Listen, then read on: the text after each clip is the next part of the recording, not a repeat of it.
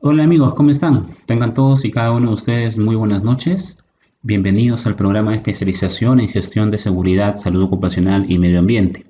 Nos encontramos en la sesión número 2 del módulo especial de higiene ocupacional, hoy miércoles 10 de noviembre, y vamos a continuar con nuestro programa de especialización. En este módulo hemos comentado, vamos a estudiar básicamente los agentes ocupacionales. Estos agentes ocupacionales pueden ser agentes físicos, agentes químicos, factores de riesgo ergonómico, factores de riesgo psicosocial, agentes biológicos. Ya hemos dado una noción general de lo que es la higiene ocupacional. Recordemos que en la sesión anterior conversamos que la higiene es una disciplina técnica no médica que busca la prevención de enfermedades ocupacionales. En esa instancia habíamos comentado de forma general que la higiene tiene 3 fases muy bien marcadas. Vamos a colocarlo a manera de recordatorio, que la higiene como tal tenía 3 fases muy bien marcadas. La primera fase, la de la identificación, luego teníamos la evaluación y luego teníamos la medida de control. En la identificación teníamos básicamente percepción, observación, conocimientos generales. En la evaluación teníamos la medición aplicando metodologías correctas para poder obtener un valor cuantitativo. Este valor cuantitativo lo debíamos comparar con la norma. A este valor de la norma normalmente lo hemos conocido como límites máximos permisibles, aunque es un término un poco más ambiental. Nosotros más utilizaremos el término TLB, hablamos también de otras nomenclaturas. En base a esta comparación entre el valor medido por el instrumento aplicando la metodología en comparación con la norma, podríamos aplicar medidas de control. Estas medidas de control podrían ser control en la fuente. Si no se puede aplicar el control en la fuente, control en el medio. Y si no es viable aplicar control en el medio, tendríamos que aplicar control en la persona, ¿no? Siguiendo exactamente el mismo criterio de la famosa jerarquía de controles. Bueno, hasta ahí creo que nos quedaba súper claro. Es un resumen bastante sencillo de la sesión anterior. En este contexto entonces vamos a tener al proceso, vamos a tener al trabajador y vamos a enfocarnos en los agentes físicos, específicamente en uno. ¿Sí? Específicamente en uno. Quizás sea uno de los agentes físicos más estudiados y con los que vamos a encontrarnos con mayor frecuencia en las industrias. Este agente físico es el agente físico del ruido. El ruido, como tal, lo definimos como un sonido incómodo, un sonido molesto, ¿no? Pero es una definición un poco general, es una definición de aquellas que nos aparecen muchas veces en los buscadores, en los navegadores. Si quisiéramos hablar técnicamente, el sonido es la propagación de una onda que se produce básicamente por la interacción de partículas que interactúan entre sí como causa de una emisión de energía. Ingeniero, no entendí. Vamos a hacerlo gráficamente. Esta parte es muy importante poder comprenderla y voy a utilizar los términos más sencillos posibles para que nosotros podamos comprender un poco el agente que estamos estudiando. Entonces yo puedo tener un punto A y puedo tener un punto B. Si quiero que exista el sonido como tal, tiene que haber un medio. El sonido no se transmite en el vacío. El sonido no se propaga, es el término ideal, en el sonido. Entonces este medio puede ser un medio sólido, puede ser un medio líquido, puede ser un medio gaseoso. Medio sólido, las partículas en un medio sólido están muy juntas, están pegaditas, ¿no? Prácticamente no hay separación entre ellas. En un medio líquido están relativamente juntas, pero hay mayor apertura entre las partículas. Y en el medio gaseoso, las partículas se encuentran un poco dispersas. La velocidad del sonido es mayor en medios sólidos, en medios líquidos, y luego prosigue la velocidad en medio gaseoso. Ahora, si estamos hablando nosotros de ruido ocupacional, nos enfocamos un poco en la transmisión del sonido a través del aire, o sea, a través de un medio gaseoso. Y en este medio gaseoso, las partículas del aire, como hemos comentado hace un momento, no se encuentran juntas, no se encuentran contiguas. Estoy exagerando, obviamente, la separación. Recordemos que estamos hablando de un nivel infinitesimal. Entonces, cuando desde el punto A emitimos una cantidad de energía, ¿no? Una cantidad de energía que vendría a ser el sonido, las partículas empiezan a vibrar entre sí. Entonces, estas partículas se les genera un momento de inercia que hacen que las mismas partículas empiecen a vibrar entre sí. Ese movimiento de vibración de las partículas, de oscilación de las mismas, hace que éstas se vayan de alguna forma agrupando por su momento inercial, y estas a su vez nos van a formar ciertas ondas. Nos van a formar ciertas ondas. Recordemos que el sonido es una onda longitudinal, no es una onda transversal. Son conocimientos básicos de física. En base a este concepto, nosotros vamos a construir algunos conceptos físicos que de repente usted ya conoce. Pero bueno, de repente perdió usted la idea, vamos otra vez a explicar. El sonido como tal, ¿no? El sonido como tal lo estamos definiendo como una propagación de onda, pero esta onda, ¿cómo se produce? Esta onda se produce básicamente por el movimiento oscilatorio y vibratorio de las partículas sobre sus propios ejes, ¿no? Que se da por el momento inercial de las mismas producido por una emisión de energía que se da en el emisor, en este caso entre la fuente de sonido, si quisiéramos hablar. Ahora, estas ondas longitudinales que se van formando justamente por la agrupación de las partículas tiene toda una contextualización técnica. Ahora, estas ondas longitudinales no significa que la partícula viaja a través de las ondas. No, la partícula no viaja, la partícula queda vibrando en su propio eje. Lo que produce el movimiento de esta cantidad de energía justamente es la interacción entre las partículas. Ahora, si nosotros colocamos una unidad de superficie, si colocamos una determinada área, vamos a colocar acá una determinada área, a ver, si nosotros colocamos una área A, vamos a colocarle acá una área A, sabemos que estas ondas están viajando, estas ondas son energía, y estas ondas viajan en un determinado tiempo. A esta cantidad de energía que viaja a un determinado tiempo, que atraviesa esta área A, vamos a contextualizarla en un tema técnico. Recordemos físicamente que la cantidad de energía por unidad de tiempo se le denomina potencia.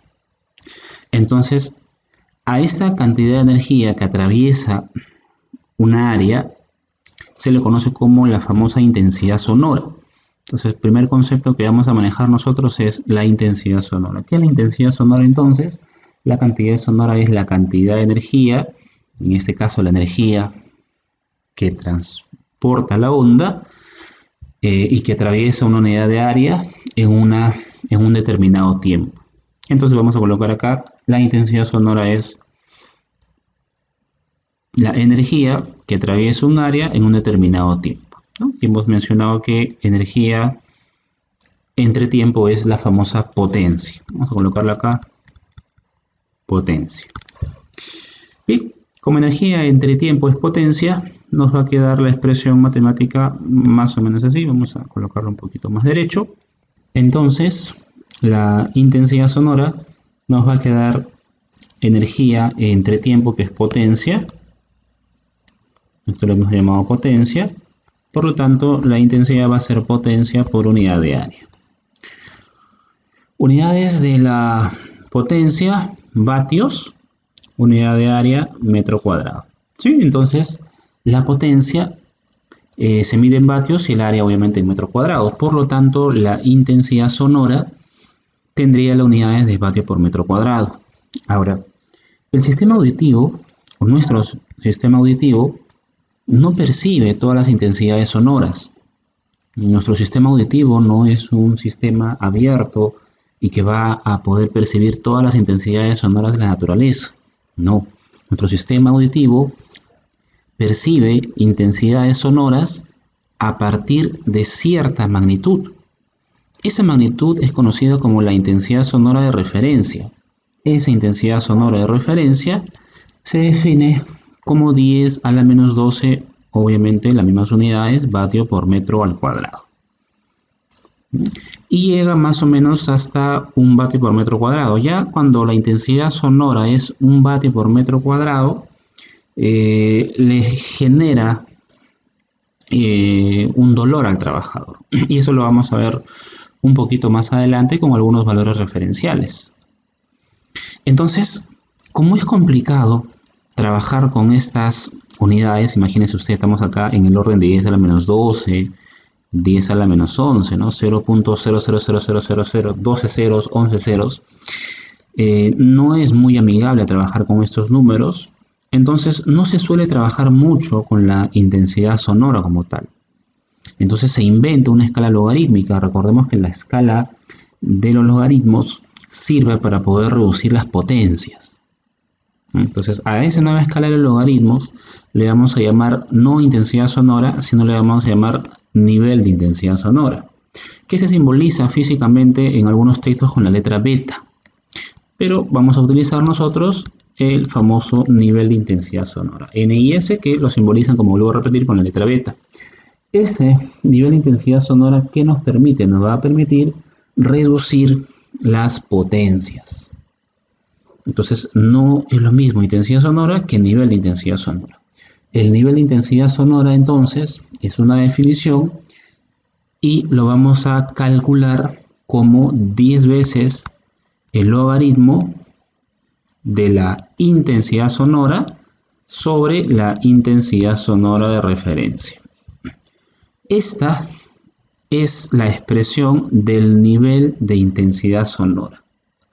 Este nivel de intensidad sonora, ¿qué unidades tiene? Tiene una unidad bastante conocida que son los famosos decibeles, ¿no? Decibeles, la décima parte de una unidad conocida como el bel, ¿no? Entonces, nos quedamos con esa idea. ¿De dónde viene el decibel? El decibel viene de una expresión logarítmica. Por eso es que normalmente no se debe tomar los decibeles como si fueran números aritméticos. Hay que tener bastante cuidado. Si en algún momento usted le dicen cuántos 85 decibeles, no es 85 decibeles, y usted nos va a decir que 170 decibeles, estaría cometiendo un error garrafal, un error técnico muy grosero. ¿Por qué? Porque los decibeles no se tratan como números aritméticos, sino como una escala logarítmica, ¿no? Los decibeles entonces se van a tratar como una escala logarítmica. Bien, veamos algunos ejemplos, ¿no? Supongamos que tengamos un rotomartillo y tomo un rotomartillo porque son quizás de las herramientas en la construcción que son bastante antiguos. Estos rotomartillos que son bastante antiguos, cuando uno ve su información técnica, la información técnica no nos da el nivel de intensidad sonora en decibeles. Muchas veces la información técnica nos la dan en intensidad sonora y a veces no sabemos leer este dato. Entonces, si es que nos dicen, por ejemplo, ¿no? Si nos dicen, por ejemplo, que este rotomartillo tiene un nivel de intensidad sonora, vamos a ponerle un valor bastante referencial. Supongamos que este rotomartillo tenga un nivel de intensidad sonora de 10 a la menos 4 vatios por metro cuadrado. ¿Cuánto es la cantidad de decibeles que estaría emitiendo este rotomartillo? Un ejercicio bastante sencillo como para ir familiarizándonos con estas nomenclaturas. Entonces, primera observación, esa intensidad sonora no es nivel de intensidad sonora en vatio por metro cuadrado, nivel de intensidad sonora en decibeles. Por lo tanto, vamos a decir lo siguiente. Si yo quisiera calcular el nivel de intensidad sonora, que es el beta o nivel de intensidad sonora como usted quiera describirlo, lo calcularíamos así. 10 veces el logaritmo de la intensidad sonora, que en este caso me está dando la ficha técnica del producto, es 10 a la menos 4 vatios por metro cuadrado, sobre la intensidad sonora de referencia. Esa intensidad sonora de referencia, recuerde usted que es un valor estándar. Es 10 a la menos 12 vatios por metro cuadrado. Entonces acá vamos a colocar 10 a la menos 12 vatios por metro cuadrado. Si las unidades se van, vatio por metro cuadrado se va con vatio por metro cuadrado y nos va a quedar así. El nivel de intensidad sonora es 10 veces el logaritmo 10 a la menos 4 entre 10 a la menos 12, el exponente negativo pasa como más y arriba se convertiría en 10 a la 8. ¿Sí? 10 a la 8, ustedes me van corrigiendo. Propiedad de logaritmos, entonces el nivel de intensidad sonora, el 8 baja y pasa a multiplicar. Sería 80, ¿verdad? Eso es un logaritmo básico. ¿80 qué? 80 decibeles. ¿Qué me está diciendo entonces? Que 10 a la menos 4 vatios por metro cuadrado es lo mismo que hablar de 80 decibeles. Entonces usted se va a encontrar en algunas herramientas, en algunas máquinas, datos relativamente antiguos, donde ya no se suele utilizar vatio por metro cuadrado, pero te lo dan como vatio por metro cuadrado, y es muy sencillo pasar de intensidad sonora a nivel de intensidad sonora. Ese cálculo quizás en el día a día pocas veces lo vaya a ver, no es muy común, por ahí que quizás pueda darse, pero rescate quizás lo más importante, ¿no? Decibeles, escala logarítmica, ¿no? Decibeles, escala logarítmica. Muy bien, fíjese lo que vamos a hacer. En este mismo ejemplo vamos a hacer que el rotomartillo, vamos a agarrar el mismo rotomartillo y vamos a duplicar la intensidad sonora. La intensidad sonora la habíamos colocado que era 10 a la menos 4 vatios por metro cuadrado. Pero la vamos a duplicar. Entonces va a ser 2 veces 10 a la menos 4 por vatios por metro cuadrado. ¿Qué pasa si es que nosotros duplicamos la intensidad sonora? Entonces el nivel de intensidad sonora nos lo queda así. Nivel de intensidad sonora igual 10 veces el logaritmo de la intensidad sonora sobre la intensidad sonora de referencia. La nueva intensidad sonora es 2 por 10 a la menos 4 vatios por metro cuadrado sobre la intensidad sonora de referencia, que es 10 a la menos 12 vatios por metro cuadrado. Bien, esto nos va a quedar así entonces. El nuevo nivel de intensidad sonora nos va a quedar así. 10 veces el logaritmo de 2 por 10 a la 8. 2 por 10 a la 8. Propiedad de logaritmos de la multiplicación, ¿no? Puede hacer que los logaritmos se separen, ¿verdad? Entonces esto nos va a quedar así. Nos va a quedar 10 veces el logaritmo de 2 más 10 veces el logaritmo de 10 a la 8. Esta expresión ya la hemos calculado hace un momento, es 80 decibeles, ¿verdad? 80 decibeles. ¿Y aquí qué tenemos? ¿Aquí qué tenemos a la izquierda? ¿Qué tenemos a la izquierda? 10 veces el logaritmo de 2. ¿Y cuánto es 10 veces el logaritmo de 2? Recordemos que el logaritmo de 2 es un valor bastante conocido. El logaritmo de 2 es 0.3, que si lo multiplica usted por 10 le da 3. Entonces, ¿qué pasó con el nivel de intensidad sonora cuando usted duplicó la intensidad sonora? se incrementó numéricamente en 3 decibeles. Entonces, ¿cuánto es el nuevo nivel de intensidad sonora? 83 decibeles. De forma práctica, entonces, concluimos que cuando usted duplica la intensidad sonora, el nivel de intensidad sonora se incrementa en 3. ¿En 3 qué? En 3 decibeles. Es una forma práctica de muchas veces indicar eso, ¿no? Se duplica la intensidad sonora, entonces el nivel de intensidad sonora incrementa en 3 decibeles. Es una regla práctica. Pero normalmente en monitores ocupacionales no se utiliza el término de nivel de intensidad sonora, más se utiliza el término nivel de presión sonora.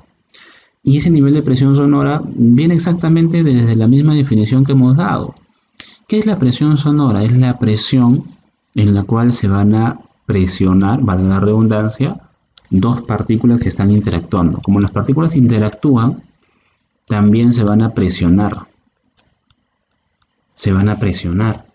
Ya ese nivel de presión también se calcula, es el famoso nivel de presión sonora.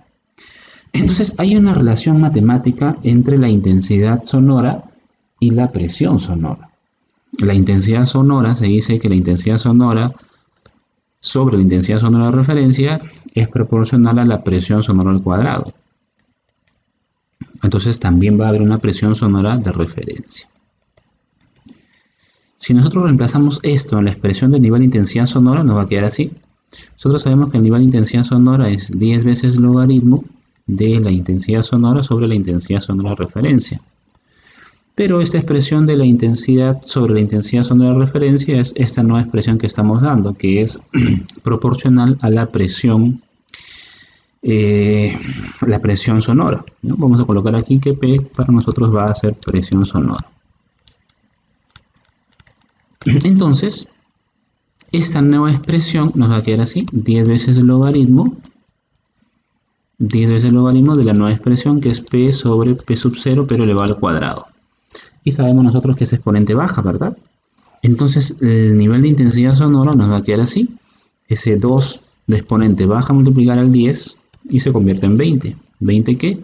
20 logaritmo de P sobre P sub 0. 20 logaritmo de P sobre P sub 0. ¿Qué es P? Presión sonora. ¿Y qué es P sub 0? P sub 0 también es la presión sonora de referencia. Así como había una intensidad sonora de referencia que era 10 a la menos 12 vatios por metro cuadrado, también va a existir una presión sonora de referencia que es el nivel de partida sobre la cual el oído humano percibe la presión de las partículas.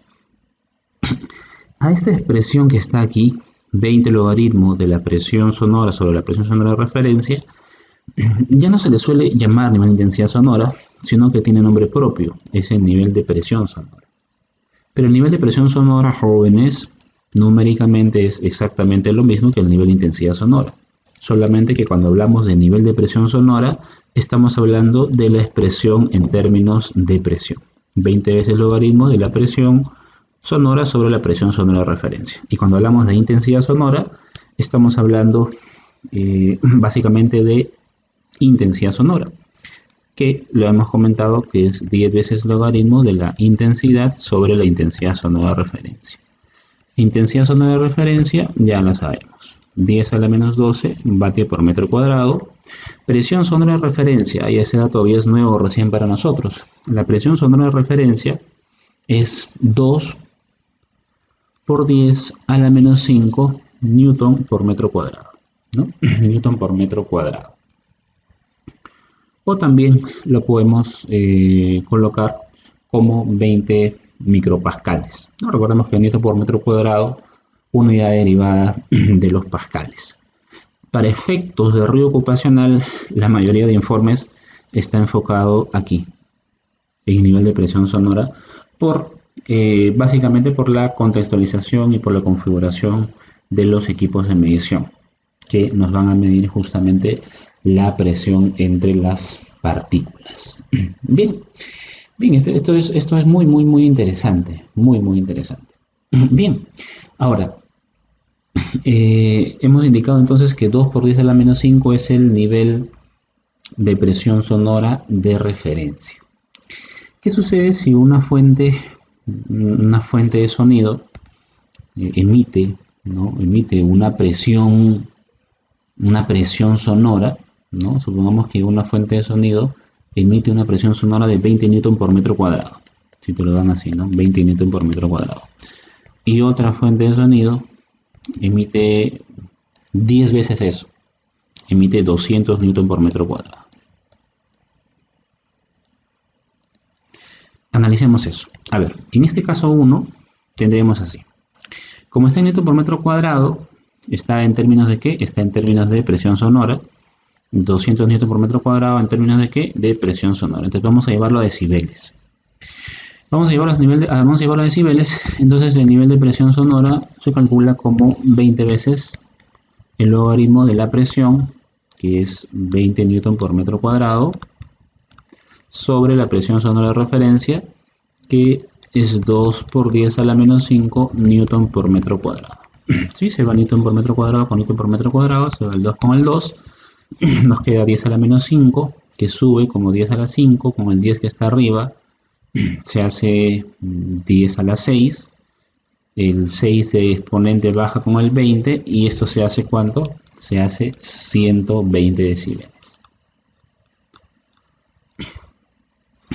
En el siguiente caso tenemos que calcular parecido. El nivel de presión sonora sería 20 veces el logaritmo, la presión sonora arriba, que en este caso es 200 newton por metro cuadrado, sobre 2 por 10 a la menos 5 newton por metro cuadrado.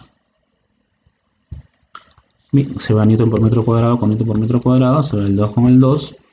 Arriba nos queda 10 a la 2, que es el 100, por el 10 a la 5, que se convertiría cuando este 10 a la menos 5 sube, o sea, es 10 a la 7, el 7 baja y se convierte en 10 a la 7, el 7 como exponente baja, por el 20 se transforma en 140 decibeles. Este 120 y este 140 son valores bastante conocidos a nivel de ruido ocupacional, ¿no? Este 20 newton por metro cuadrado es lo mismo que estar hablando de 120 decibeles.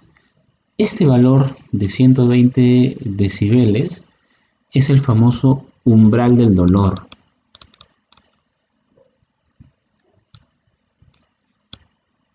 Umbral puerta, ¿no? Es la puerta del dolor. Cuando el nivel de presión sonora llega a estos niveles de 120 decibeles, genera ya un dolor en el sistema auditivo de la persona. Y este valor de 140 es un valor muy elevado, sobre el cual ya se empiezan a producir daños irreversibles al sistema auditivo. Recordemos nosotros que en el sistema auditivo, bueno, perdonen aquí que la oreja ha salido mal, bueno, tenemos el oído externo, tenemos el oído interno, y en el oído interno, en la parte final, tenemos unas células que son las famosas células ciliadas. Estas células ciliadas se encargan de transformar esta cantidad de energía que está llegando en pulsos eléctricos que llegan al cerebro y se interpretan como información. Cuando estas células ciliadas mueren, no hay esa transformación. Por lo tanto, usted pierde el sentido de la audición cuando estas células ciliadas mueren. ¿Y cuando empiezan a morir estas células ciliadas? Cuando el nivel de presión sonora es elevadamente alto y constante, o cuando se llegan a picos tan elevados como el de 140 decibeles, que son valores a los cuales nunca nosotros deberíamos llegar. Nunca deberíamos llegar. Eso sí es bastante crítico. Bueno, a modo de ejercicio, hace un momento hablamos nosotros esto, ¿no? Cuando la intensidad sonora se duplica, el nivel de intensidad sonora se incrementa en 3 decibeles.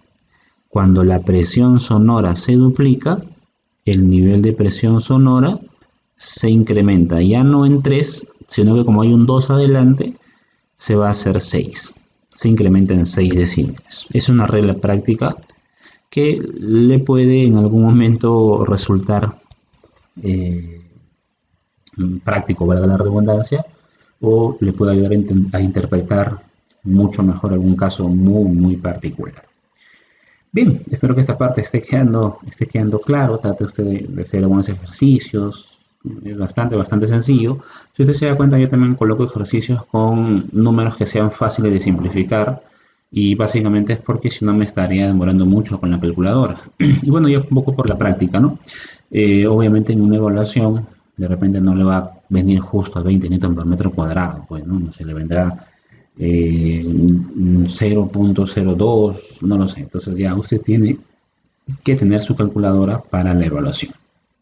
Muy bien, todo esto nos ayuda a entender muy bien la contextualización del decibel y de lo que vamos a comentar ahora, que ya es el análisis propiamente dicho del ruido ocupacional.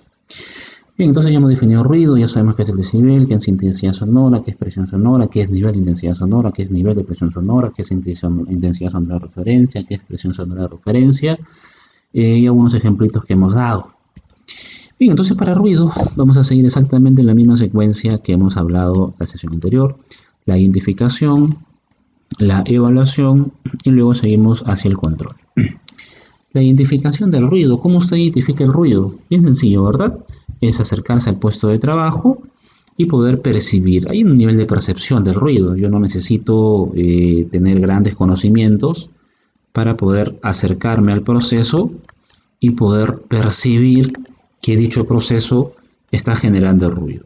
No hacemos juicios de valor en el sentido de decir que el ruido es alto, bajo, no, porque para lo que usted puede ser alto, de repente para otra persona puede ser bajo, o para lo que usted pueda ser bajo, para mí me puede parecer alto. Entonces acá básicamente identificamos. Entonces voy al proceso, identifico, entonces yo ya sé que acá hay un agente ocupacional, acá yo ya sé que está el agente ocupacional presente. No estoy diciendo que la gente esté haciendo daño, no necesariamente. No todos los ruidos generan daño, no todos los agentes químicos generan daño, no todas las posturas generan daño. ¿De qué depende el daño? Del nivel de concentración de ese agente ocupacional. Pero ese nivel de concentración del agente ocupacional no lo voy a poder identificar en esta fase de la identificación. Ahí solamente lo identifico, valga la redundancia. ¿Dónde voy a saber ese nivel de concentración? Lo voy a saber en la siguiente etapa, que es la etapa de la evaluación. Esta etapa de la evaluación sí es una etapa obviamente mucho más analítica. Entonces, esta etapa de la evaluación viene con la medición. Vamos a tener que hacer la medición. Y para hacer la medición de ruido ocupacional tenemos nosotros dos opciones. Tenemos dos opciones. La primera es utilizar el famoso sonómetro. La primera es utilizar el famoso sonómetro.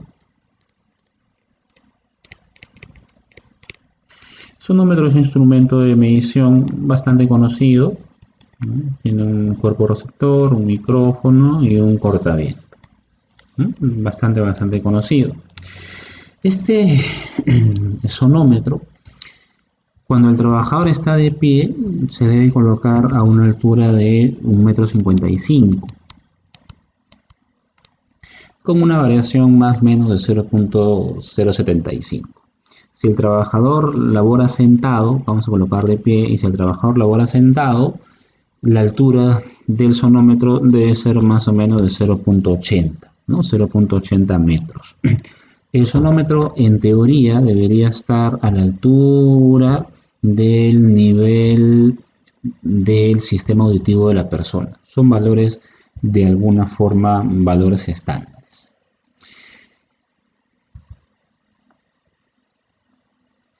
¿Y a qué distancia debe estar este sonómetro del trabajador? Debe estar a una distancia de 0.1 metros a 0.4 metros. El sonómetro lo vamos a utilizar básicamente para trabajadores que realicen actividades constantes en su puesto de trabajo. Un trabajador que quizás sea un operario de producción que las 8 horas permanece en su puesto de trabajo. Es un trabajador que Entra al vestuario, se cambia y permanece en dicho puesto de trabajo. Es un trabajador fijo, es un trabajador que no se mueve. Ahí es súper recomendable aplicar sonometría. Si es que el trabajador que usted va a tener es un trabajador que no va a estar en un solo puesto de trabajo, sino va a estar de un lado o de otro lado, por ejemplo, un supervisor, entonces ahí ya no conviene aplicar dosimetría, ahí lo que conviene aplicar es la famosa dosimetría. ¿Qué es la dosimetría? La dosimetría es un micrófono que se coloca a la mitad del hombro del trabajador, es un pequeño micrófono, este sería el hombro del trabajador, este sería el hombro del trabajador, este sería su cabeza. Este micrófono se le cuelga al trabajador en la mitad del hombro o a 10 centímetros del canal auditivo.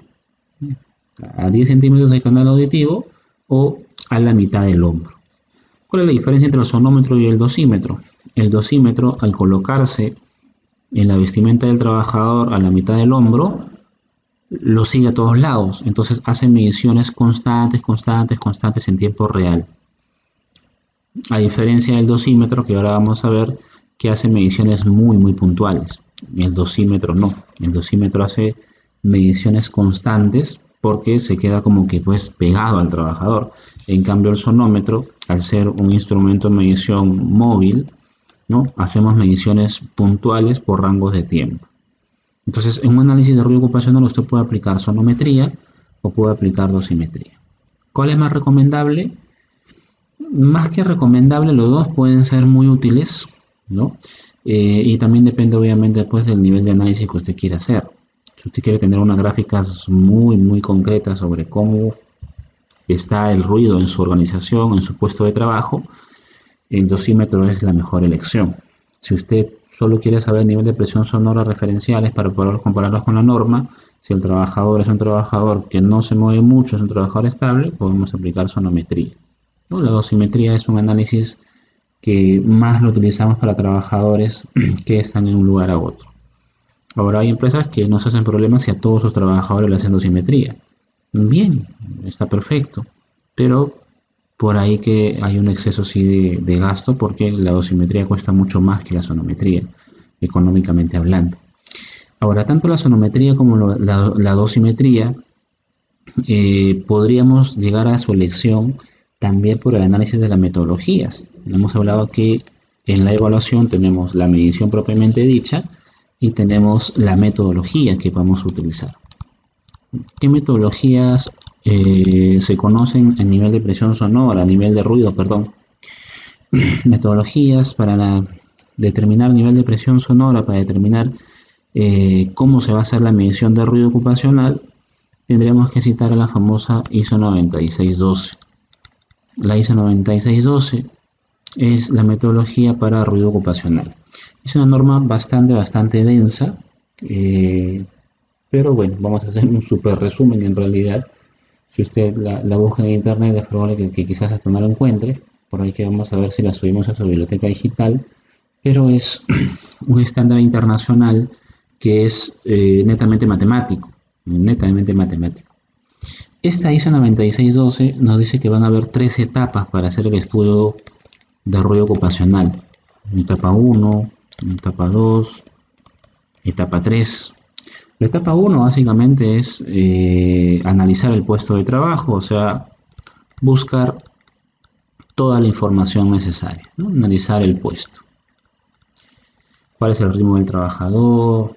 ¿Qué es lo que hace el trabajador? ¿Qué máquinas son las que se están utilizando en el puesto de trabajo? Etcétera. La etapa 2 es seleccionar correctamente la estrategia de medición. Muchos obvian esta parte de seleccionar bien la estrategia y lo que hacen es de frente aplican dosimetría a todos sus trabajadores. ¿Que es válido? Sí, es válido, es un estudio mucho más exacto. Pero si quisiéramos hablar de la ISO 9612, la ISO 9612 nos habla de 13 estrategias muy bien marcadas, que es la estrategia basada en la tarea, la estrategia de medición basada en el trabajo y la estrategia de medición basada en la jornada completa. Para las dos primeras se suele utilizar sonometría y para la jornada completa dosimetría. Y la etapa 3 ella es hacer la medición propiamente dicho. Entonces esta metodología de ruido nos da un esquema bastante simpático donde analizamos la información, seleccionamos la estrategia e inclusive al seleccionar la estrategia también vamos a seleccionar indirectamente qué equipo vamos a utilizar, ya sea el sonómetro o ya sea el dosímetro. Hablemos entonces de la primera estrategia, que sería la estrategia 1, que es la famosa estrategia de medición basada en la tarea. ¿Cuándo se utiliza esta estrategia de medición basada en la tarea? ¿No? Se utiliza cuando se puede dividir el trabajo de la persona en tareas representativas. Entonces, si usted tiene un trabajador, y de repente las dos primeras horas hace una tarea 1, las otras 3 horas hace una tarea 2 y las últimas 3 horas de trabajo es una tarea 3, pero esas tareas son de alguna forma representativas o son cíclicas, ahí podríamos aplicar sin ningún problema esta estrategia de medición basada en la tarea. ¿Y qué dice esa estrategia de medición basada en la tarea? Es bien sencillo, hay que hacer 3 mediciones. 3 mediciones, por lo menos hay que hacer 3 mediciones, y estas mediciones obviamente pues se van a realizar ¿dónde? Se van a realizar sobre cada una de estas tareas que hemos de alguna forma seccionado. Entonces vamos a hacer nosotros una medición 1, vamos a hacer una medición 2 y vamos a hacer una medición 3. Tanto la medición 1, la medición 2 y la medición 3, vamos a llamarle M sub I, tiene que ser por lo menos por un tiempo no menor de 5 minutos. ¿No? Lo recomendable es que sea al menos 5 minutos. Por lo tanto, el tiempo de medición tiene que ser mayor o igual a 5 minutos. Muchos utilizan 15 minutos de medición, que es un buen tiempo. Ahora, cuando usted hace la medición, pero hay una diferencia considerable entre una medición y otra, entonces cuando existe un delta entre las mediciones y ese delta es mayor o igual a 3 decibeles, cuando la diferencia entre dos mediciones es mayor o igual a 3 decibeles, se tiene que hacer al menos 3 mediciones sobre una de esas tareas. Entonces, cuando pasa esto, aparte de mis 3 mediciones que he hecho, vamos a agregar 3 mediciones adicionales. Agregamos 3 mediciones. Vamos a ponerlo así, agregamos 3 mediciones. Pero bueno, esto lo vamos a hacer siempre y cuando que haya una diferencia de 3 decibeles entre esas mediciones que hemos realizado. En teoría, como el trabajador está dentro del mismo puesto de trabajo y las tareas están muy bien seccionadas, es muy difícil que pase eso. Sin embargo, podría pasar, podría suceder. Si es que la diferencia es mayor o igual a 3 decibeles, hay que hacer 3 mediciones adicionales. Bien, vamos a la estrategia de medición 2. La estrategia de medición 2 es la famosa estrategia de medición basada en el trabajo. ¿Qué dice esta estrategia de medición basada en el trabajo? ¿No? Estas son muy útiles cuando el contenido del trabajo y las tareas típicas del trabajador son difíciles de describir. ¿No? Cuando no se puede describir muy bien las tareas que hace el trabajador, es recomendable utilizar esta medición basada en el trabajo. Esta medición basada en el trabajo no proporciona necesariamente toda la información acerca de la contribución relativa al ruido del trabajador. Sin embargo, es una estrategia de medición que nos va a llevar a poder tener una conclusión sobre la misma.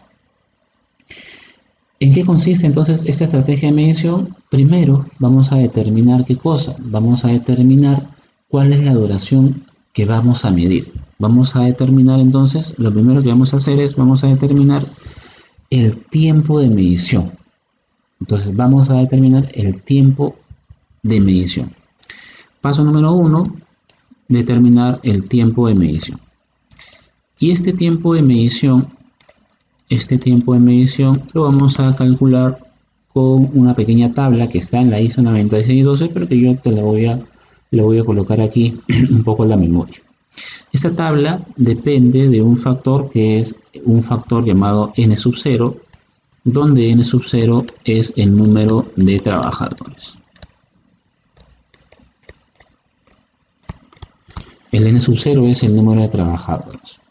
Cuando el n sub 0 es menor o igual a 5, el tiempo de medición debe ser 5 horas. Cuando el n sub 0 es mayor a 5, pero menor o igual a 15, el tiempo de medición, el tiempo mínimo de medición, debe ser calculado con la siguiente ecuación, ¿no? Es 5 horas, voy a colocarle solamente 5, ya no es que ese SH le confunda. 5 más n menos 5 sobre 2. Esta es la forma en la cual calcularíamos. Entonces, un trabajador tiene, si un grupo de exposición tiene 10 trabajadores, le calcularíamos así, ¿no? 10 menos 5, 5 entre 2, 2.5, 5 más 2.5, 7.5 horas de medición. Cuando hablamos de número de trabajadores, estamos hablando de números de trabajadores, ¿no? De un GES. ¿Qué es un GES? Un grupo de exposición similar, o sea, trabajadores que realizan actividades similares, ¿no? Y están expuestas a condiciones similares, para la redundancia, de exposición. Cuando el n va creciendo y de repente el n, que es el número de trabajadores del grupo de exposición similar, es menor o igual a 40, pero es mayor a 15, el tiempo de duración mínimo de medición se calcula como 10 más este n, ¿no? Menos 15 sobre 4. Y ya de forma general, cuando este grupo de exposición similar es mayor a 40, el tiempo de duración mínima a medir es de 17 horas. Es de 17 horas. Entonces, ¿qué es el n sub 0? Vuelvo a repetir, es el número de trabajadores de un grupo de exposición que está expuesto a las mismas condiciones, que es lo que estamos calculando entonces nosotros con esta tabla, es el tiempo de duración mínima, de cada medición que vamos a realizar sobre este grupo de exposición similar. Bien, supongamos que nuestro grupo de exposición similar, vamos a suponer que nuestro grupo de exposición similar sea de 6 trabajadores. Vamos a hacer un ejemplo para poder entender un poquito más. Vamos a suponer que el grupo de exposición similar esté compuesto por 6 trabajadores. Entonces el n sub 0 vale 6, lo ubico en mi tabla y estaría en esta segunda línea, ¿no? Esta segunda línea. Entonces el tiempo mínimo de medición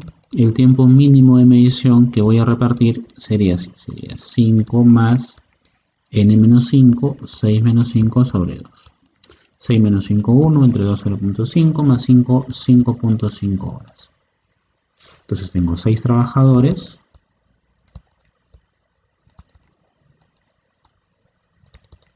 1, 2, 3, 4, 5, 6.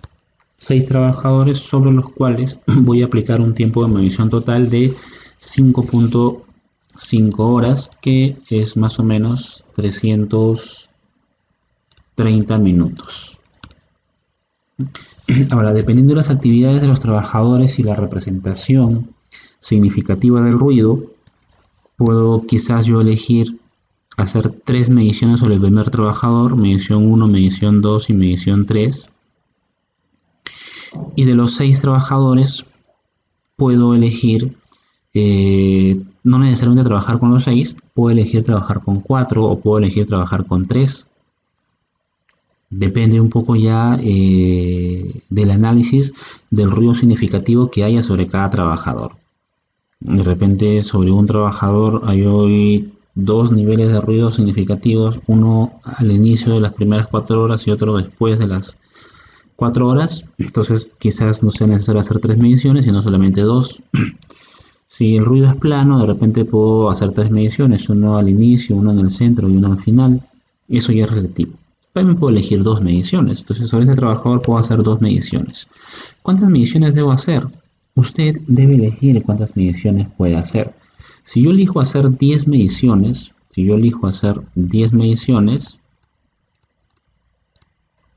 y ya sé que el tiempo total de medición debe ser como mínimo 330 minutos, cada medición debe durar más o menos 33 minutos. Yo estoy eligiendo. Lo que no debería pasar es que el tiempo total de medición sea menor a 330 minutos. Lo que me está dando esta tabla, recordemos, es el tiempo mínimo de medición total. Entonces, si yo voy a hacer acá 2 mediciones, pero he decidido hacer 10, entonces lo que estoy haciendo es, voy a trabajar con 5 trabajadores de los 6. Medición 1, medición 2, luego seguiré sobre otro trabajador, medición 3, medición 4, y así sucesivamente, hasta llegar a dónde, hasta llegar a mis 7 mediciones, perdón, a mis 10 mediciones. Medición 9 y medición 10. No necesariamente lo tengo que repartir sobre todos los trabajadores. ¿Por qué? Porque se entiende que estamos frente a un grupo de exposición similar, o sea, trabajadores que están expuestos relativamente a la misma actividad. Bien, entonces vamos a hacer 10 mediciones y cada una de esas mediciones tiene que ser de 33 minutos. Bueno, ya obviamente pues sobre esas mediciones se calcula ya un promedio y lo vamos a ver cómo se calcula ya en términos de decibeles. Y ya calculado el promedio, obviamente tenemos el nivel de representación de ruido. De repente un poco más denso, ¿no? La estrategia de medición 1, que es básicamente medición basada en la tarea, donde sí se puede segmentar las tareas, medición basada en el trabajo, donde no se puede segmentar muy bien las tareas. Entonces cogemos un grupo de personas que está expuesto a las mismas características y sobre eso calculamos el tiempo mínimo de medición. Determinamos cuántas mediciones vamos a hacer y esa la distribuimos sobre un grupo de trabajadores de este grupo de exposición similar. La tercera estrategia de medición es una de las más usadas en realidad, pero las usan básicamente porque es un poquito complicado hacer las dos estrategias anteriores. Con las dos estrategias anteriores podríamos aplicar sin ningún problema sonometría. Esta estrategia 3 es la estrategia de medición basada en la jornada completa. ¿Qué significa esto? Que vamos a aplicar esta estrategia de medición cuando sea muy complicado poder hacer un análisis de las tareas del trabajador o un análisis inclusive del trabajo de la persona a la cual vamos a medir. Por ejemplo, los supervisores de planta, los supervisores de producción, los jefes de control de calidad, en un día pueden estar en un lado, en otro día en otro, y no necesariamente su lunes es igual que su martes, ni su jueves es igual que su lunes. Entonces, por razones prácticas, no es posible realizar las mediciones durante la jornada laboral completa. En esos casos, las mediciones deberían realizarse durante todo el día el trabajador, obviamente pues sobre la mayor parte posible, ¿no? Cubriendo siempre todos los periodos significativos de exposición al ruido. Entonces vamos a realizar por lo menos 3 mediciones de jornadas completas para poder tener una representación de la exposición. Entonces usted puede tener un trabajador que labora lunes, martes, miércoles, jueves, viernes y sábado. Como es muy complicada la descripción de todo esto, lo que nos dice esta estrategia es vamos a escoger 3 jornadas completas, de preferencia sobre las cuales que podríamos saber que hay mayor representación de ruido, ¿no? Entonces de repente yo escojo aquí martes para mi medición 1, el jueves para mi medición 2 y viernes para mi medición 3, porque considero que esos días aparentemente la persona va a asistir o va a estar en lugares donde la representación de ruido es más alta. ¿Cómo es esa información? Para eso la etapa 1, recordemos que la etapa 1 es el análisis de información. Ahora, si es que los resultados, ¿no? Si es que los resultados de esas tres mediciones no difieren o llegan a diferir en menos de 3 decibeles, lo único que hacemos es simplemente calculamos un promedio. Pero si los resultados, o sea, el delta de las mediciones, es mayor o igual a 3 decibeles, ahí tenemos un problema. Entonces, ¿qué es lo que hay que hacer? Lo que hay que hacer, hay que efectuar al menos 2 mediciones adicionales de la jornada completa y sobre esas 2 mediciones adicionales recién calcularíamos, ¿qué cosa? Calcularíamos el promedio. Entonces, siempre que las mediciones varíen en 3 decibeles, hay que hacer, en este análisis, hay que hacer 2 mediciones adicionales. Vamos a colocarle acá, más 2 mediciones adicionales.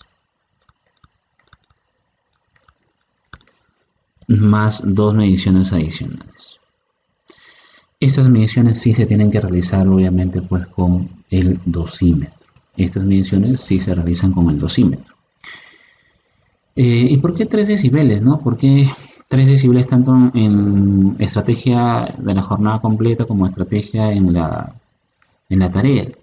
Porque cuando existe una diferencia aritmética de 3 decibeles, la representación de ruido es el doble, ¿no? Ya usted va a calcular seguramente eso, pero cuando usted tiene 85 decibeles más 85 decibeles, eso le da a usted 88 decibeles. Eso lo vamos a ver cuando ya usted aprenda a sumar decibeles.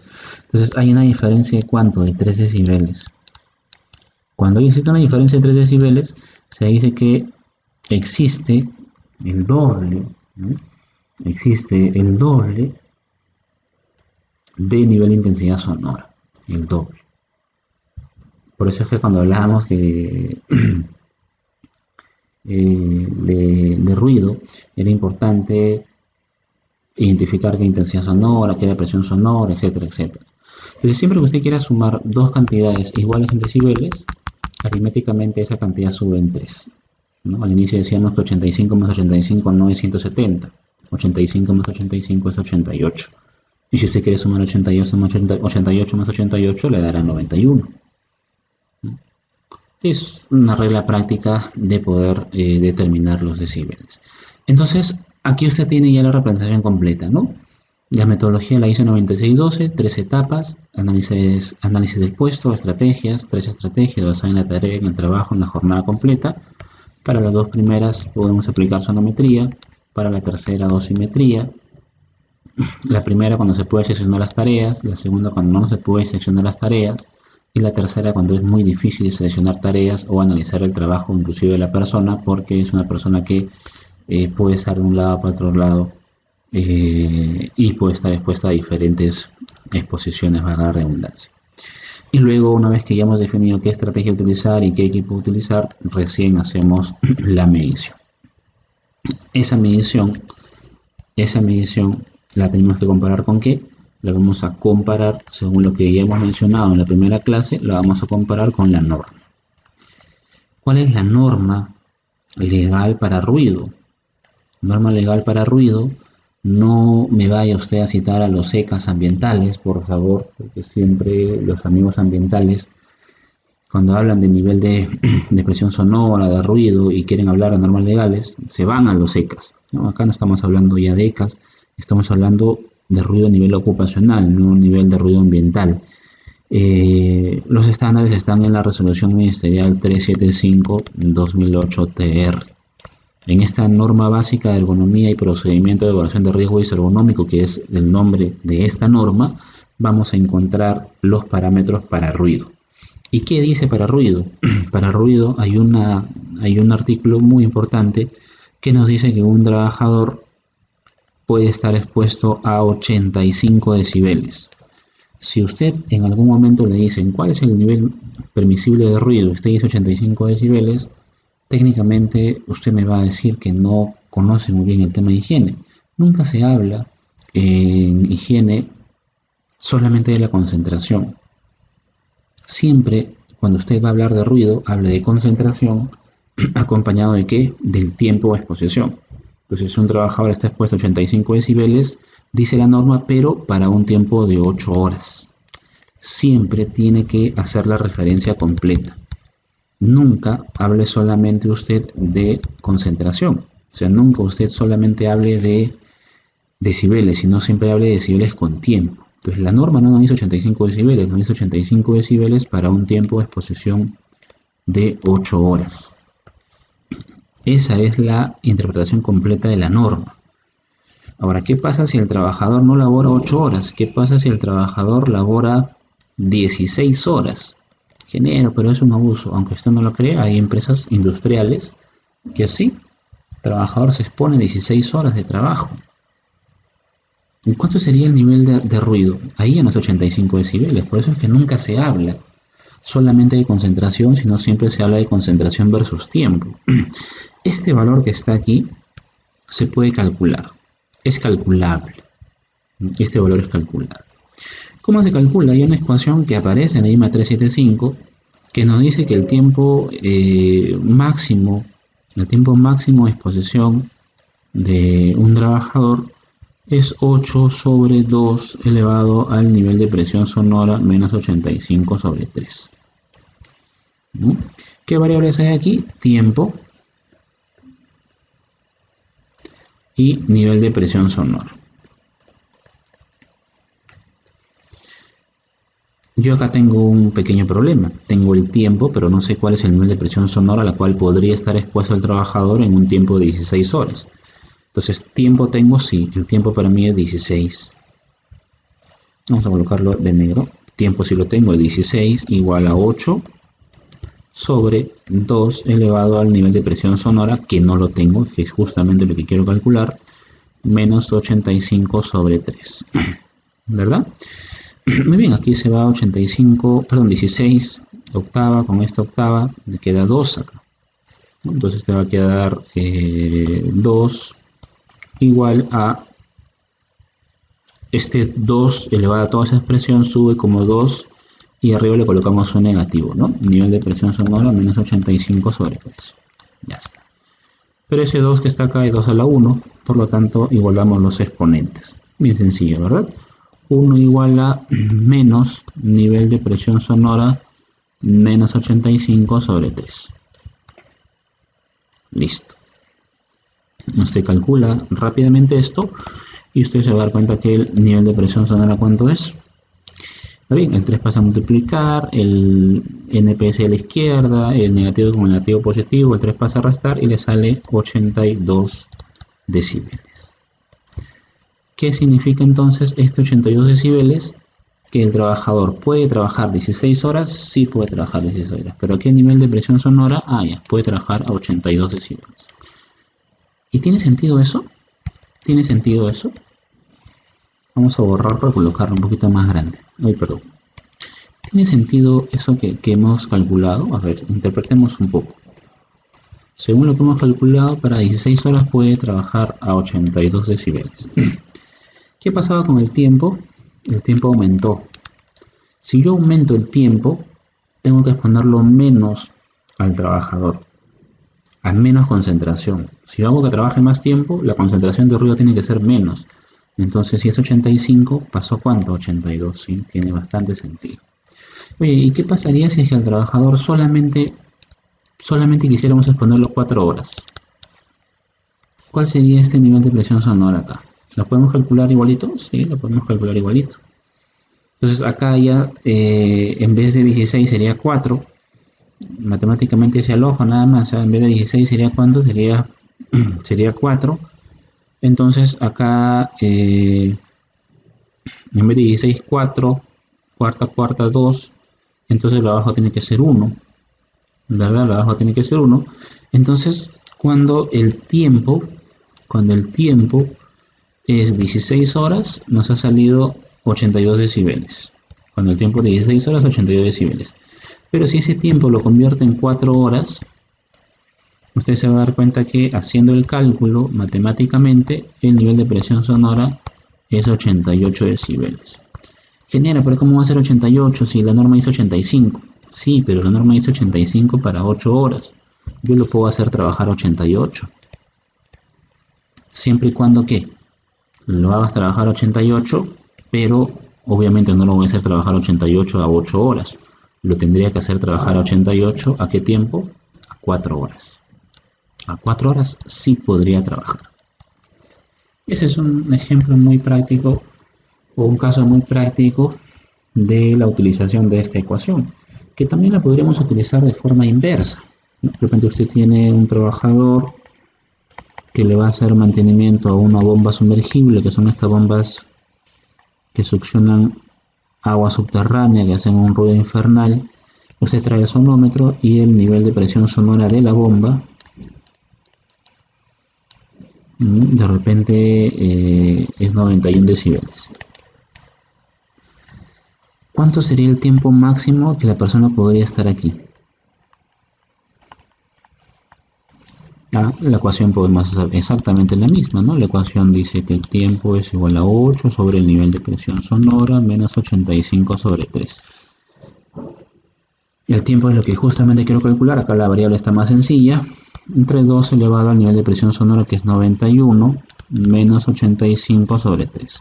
Cuando utilicemos estas ecuaciones, ya no utilizamos el 91 decibeles. Las ecuaciones están diseñadas para poder utilizar solamente el número aritmético. 91 menos 85, 6, entre 3, 2, ¿verdad? 2 al cuadrado, 4, 8 entre 4, 2. ¿Qué significa eso? Que el tiempo máximo que podría trabajar la persona solo sería 2 horas. ¿Por qué? Porque el nivel de ruido es muy alto, 91 decibeles. Como el nivel de ruido es muy alto, la persona solo podría exponerse 2 horas. Solo podría exponerse 2 horas. Bueno, ¿es válido? Sí, es válido. Es el nivel de presión sonora que nos ha salido, ¿no? Bien, otro de los casos muy particulares, y de repente con esto nos va a ayudar a entender qué es el famoso nivel de presión sonora equivalente o el famoso LQ, es cuando el trabajador está expuesto a 3 niveles de ruido diferentes. Por ejemplo, de repente está expuesto en la máquina 1 a 80 decibeles, en la máquina 2 a 88 decibeles y en la máquina 3 a 89 decibeles. Pero en la máquina 1 trabaja 3 horas, en la máquina 2 trabaja 4 horas y en la máquina 3 trabaja 2 horas. La persona, ¿cuánto tiempo trabaja? Tiene un tiempo total de trabajo, un tiempo total de 3 horas más 4 horas más 2 horas. El tiempo total de trabajo sería 9 horas. Voy a colocar 9 justamente para poder ver un caso muy particular de protección cuando es diferente a 8 horas. Bien, entonces el trabajador al estar expuesto a 3 niveles de presión sonora distintos en 3 tiempos distintos, lo que tenemos que calcular es cuál es la exposición global del trabajador. Entonces vamos a calcular un nivel de presión sonora que le llamamos nivel de presión sonora equivalente.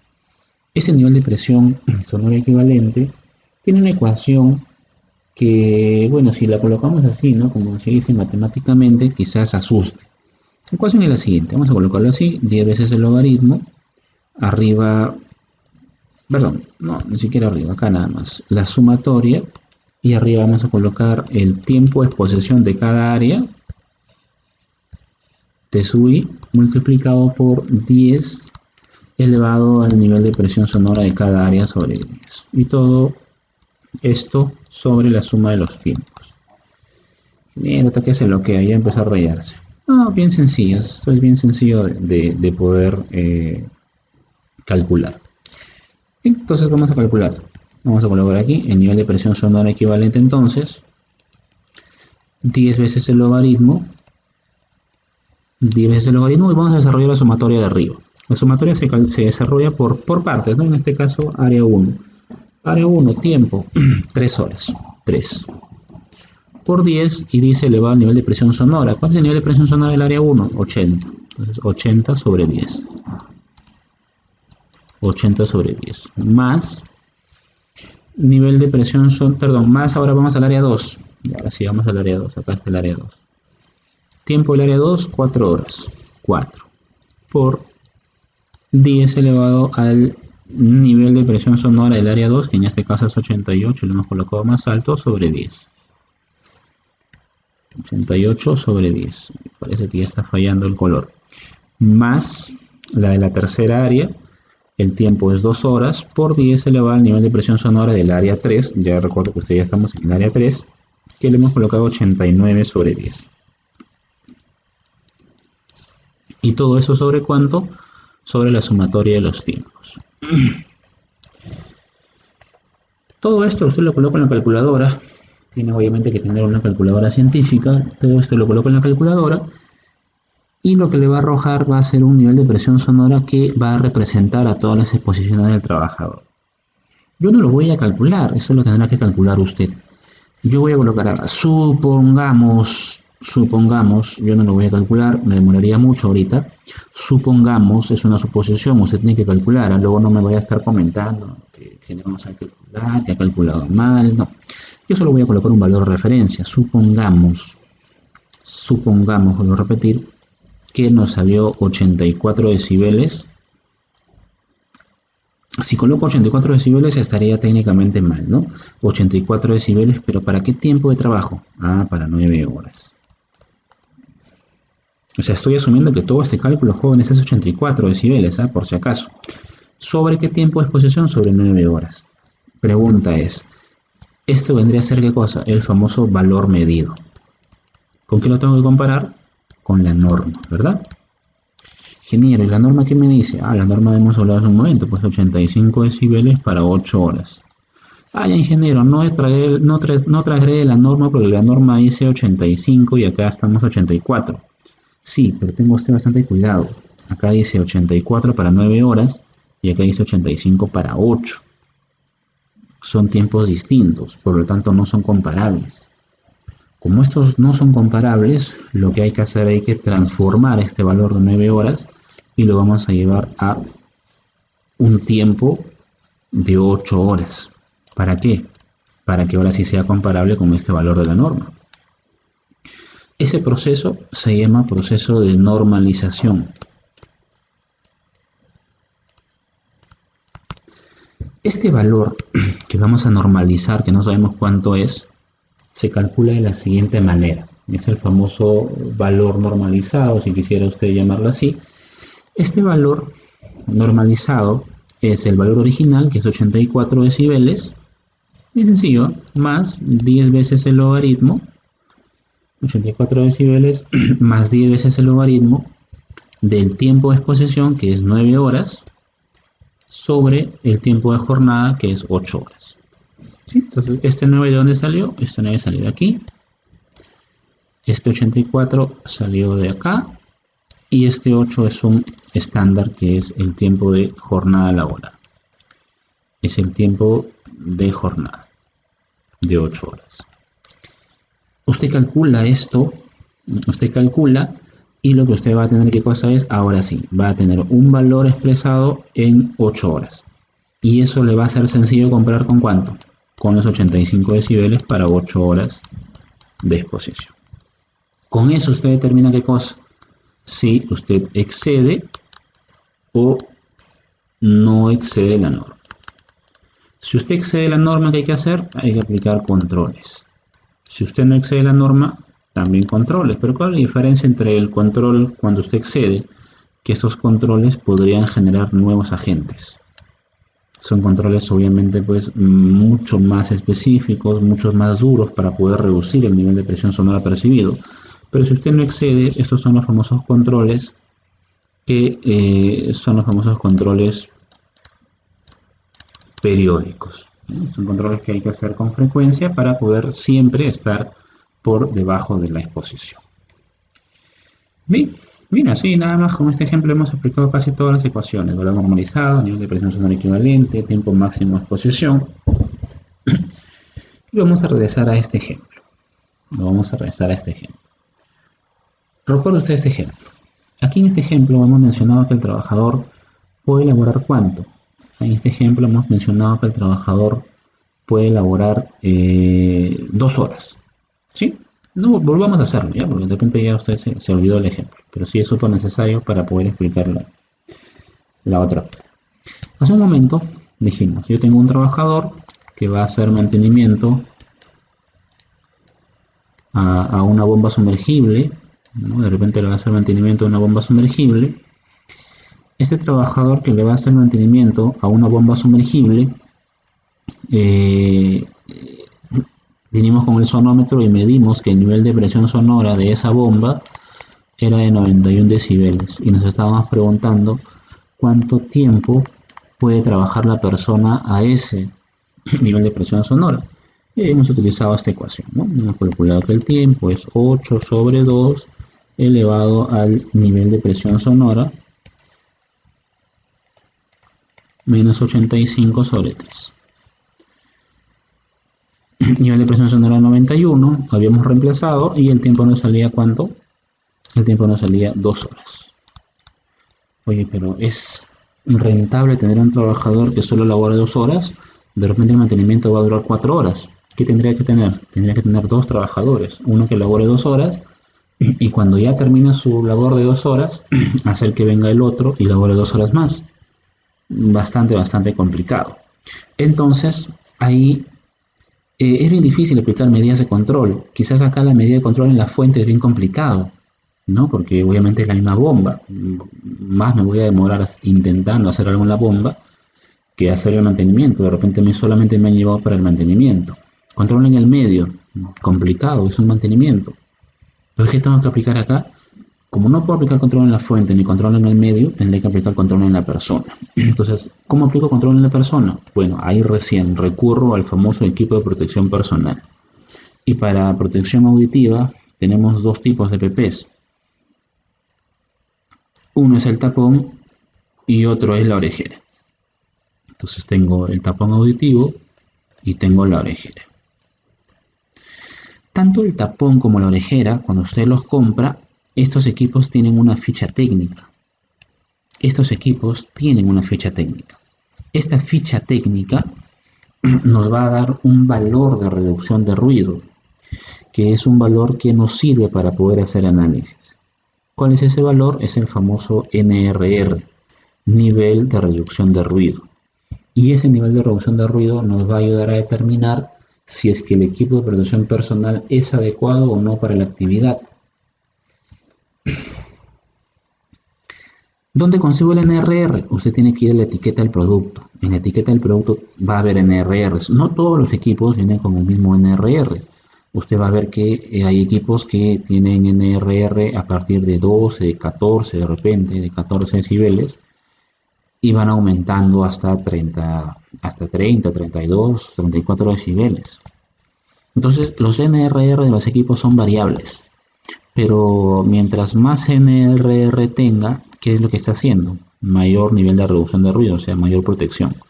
Bueno, eso también significa que el costo va a ser mayor, ¿no? Supongamos de que usted tenga un tapón y ese tapón tenga un NRR de 24 decibeles. ¿Dónde saqué este 24 decibeles? De la ficha técnica o de la etiqueta del producto.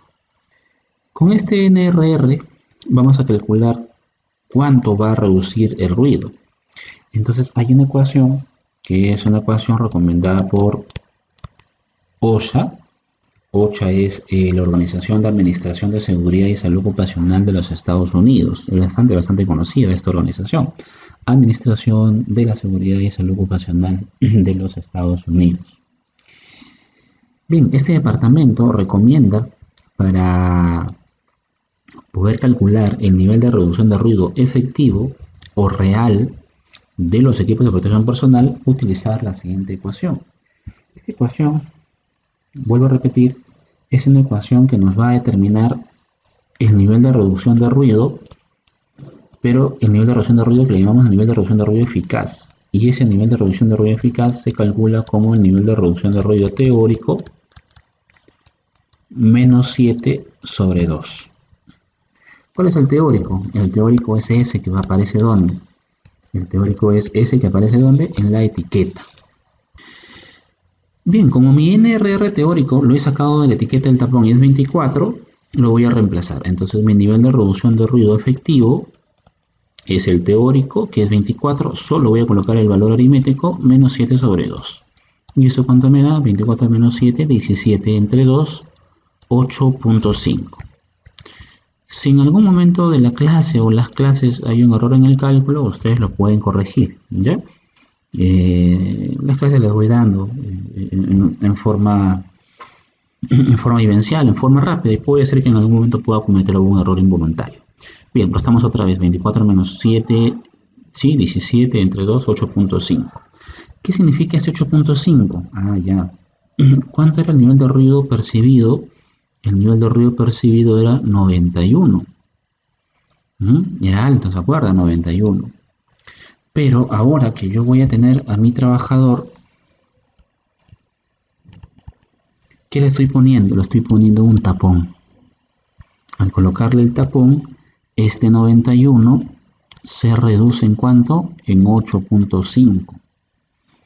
Por lo tanto, el nuevo nivel de presión sonora de la bomba, entre comillas, y bueno, acá sí me estoy expresando mal, no es el nivel de presión sonora de la bomba, porque la bomba va a seguir botando 91, sino lo que el trabajador percibe.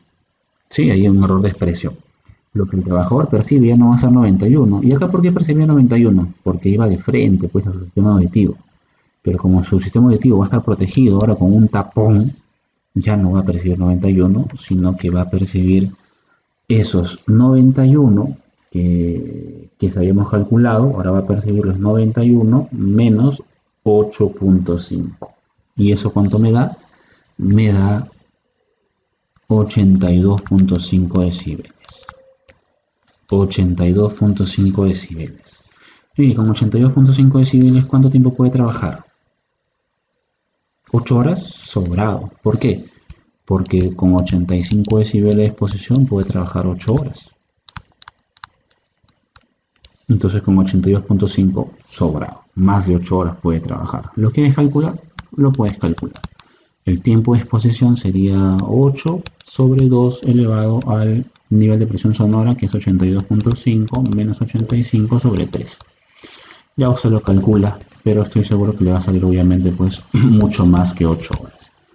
Entonces miren cómo solucionamos un problema. Un problema en el cual el trabajador estaba expuesto a 91 decibeles, un nivel de ruido muy alto, y solo podía exponerse 2 horas, y de 2 horas de exposición, ahora sí puede tranquilamente exponerse más de 2 horas. ¿No? ¿Cuánto nos salió esa exposición? Nos ha salido, bueno, no lo hemos calculado, pero usted lo puede calcular y le va a salir inclusive más de 8 horas. Entonces, esa es una forma de poder aplicar un control, ¿no? Y esa es la famosa protección auditiva con EPP. Es una metodología, la metodología 8 del NRR. Hay otras metodologías que ya es el análisis de frecuencias, hay otra metodología europeas, hay diferentes metodologías. Esta es quizás la más práctica. Esta quizás es la más práctica. Un poquito más analítica sería aplicar la metodología de protección por banda de frecuencias, que también agarramos la misma información del EPP, pero usted se va a dar cuenta que cuando usted tiene un equipo de protección personal, le dan el NRR, pero a veces también le van a dar toda una banda. Le van a dar 8 o 10 frecuencias y se hace un análisis por frecuencias. Es un análisis mucho más específico, pero que bueno, demoraríamos ya un poco más, en realidad bastante más en poder explicarlo. Me parece que esa explicación de banda de octava sí la realicé para la diploma de los grupos dominicales. Voy a ver si tengo esa sesión ya hecha y se las voy a intentar colocar. Si tengo la sesión de banda de octava, se las coloco, pero eso sí, sería solo un adicional, o sea, eso no vendría en la evaluación, ¿no? Porque ya es un análisis mucho, mucho más específico.